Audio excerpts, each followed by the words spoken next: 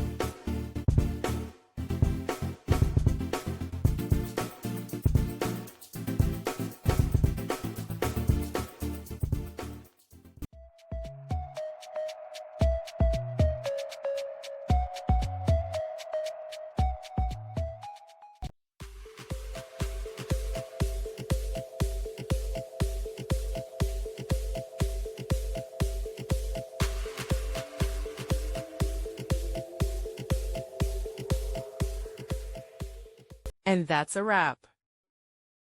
I hope you found the answer you were looking for. If you did, take a second to hit that subscribe button. It really helps out.